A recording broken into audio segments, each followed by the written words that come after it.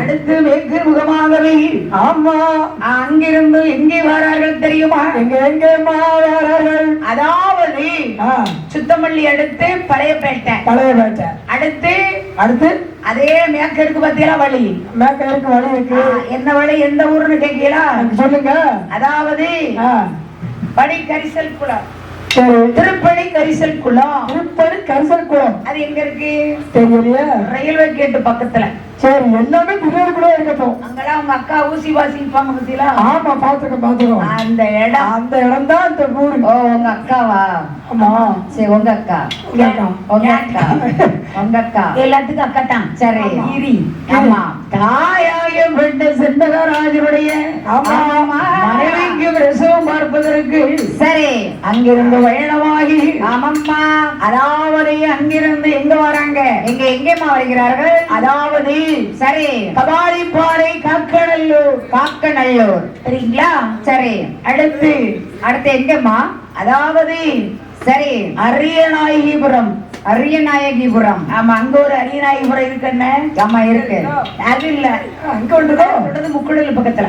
ஓ சரி, நம்ம பாம்பு கோயில்கிட்ட அரியநாயகிபுரம். அது வேற, இது வேற. ஆமா, எங்க ஊர் ஒண்ணு இருக்கு, 3 ஊர் அப்ப இருக்கு. ஆமா அதனால ஆமா முக்குடல் பாறையாகவே சரி முத்துமாரியம்மன் கோயில் விட்டு. ஆமா, அதாவது இவருக்கு சந்தோஷம் தாங்கல.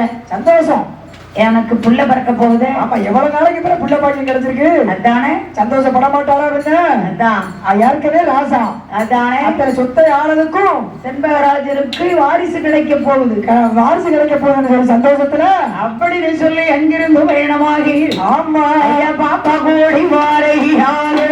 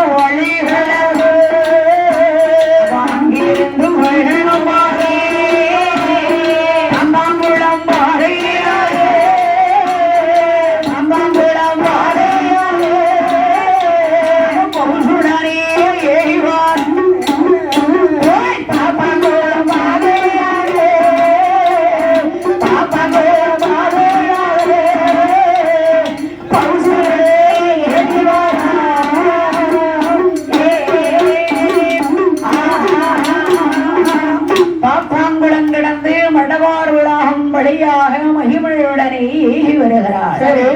அங்கிருந்து பயணமாகி ஆமா அதாவது இந்த ஆயாகிவிட்ட பொன்னுருவிக்கு பேர்காலம் பார்ப்பதற்காகவே செண்பகராஜனும் ஆமா அதாவது பூரணவல்லி வறுத்து வச்சியும் அழைத்து கொண்டு வர்றாங்க ஐயா. சரி, அப்படி அழைத்து வருகிற போது ஆமா அப்ப அங்கிருந்து பயணமாகி ஐயா வெள்ளை கோலம் பாறைகிறார்.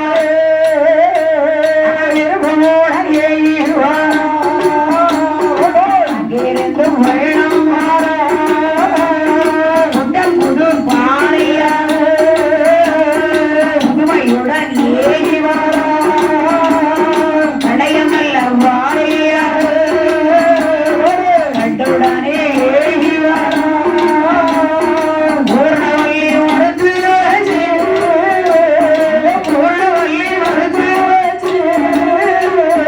புதுமையுடன்